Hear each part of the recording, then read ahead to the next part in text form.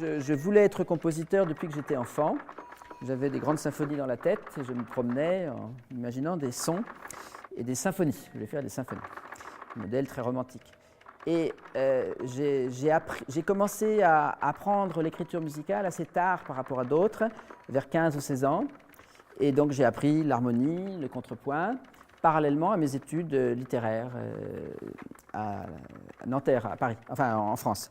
Et j'ai commencé à écrire des partitions et je me suis aperçu que je m'ennuyais en écrivant des notes.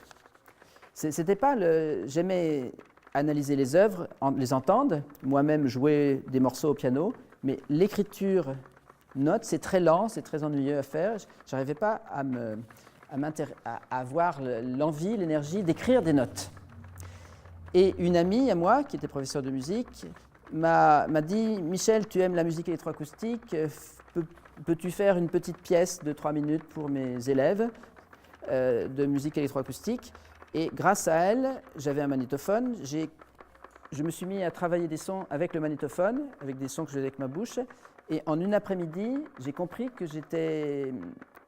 j'avais un plaisir à faire des sons avec la bande magnétique et des objets, et que c'était mon mode d'expression, et après c'était simple. Mais la veille, je ne savais pas que j'allais faire de la musique concrète. Voilà, c'était immédiat, un plaisir immédiat, et c'est très curieux. Et donc, je continue à composer parallèlement, mais de la musique, c'est paradoxal, qui ne se voit pas, il n'y a aucun signe, elle ne peut pas se noter, c'est très important pour moi. Et c'est pour ça que je travaille toujours sans ordinateur quand je compose, au départ, puisque je ne veux pas voir un symbole du son, je ne veux pas le voir. L'ordinateur oblige, quand on fait du montage, à suivre des symboles qui sont sur l'écran et à couper. Et quand je fais du montage par ordinateur, j'ai un ami qui m'aide parce que lui arrive à interpréter ces images et moi je suis bloqué par la visualisation du son.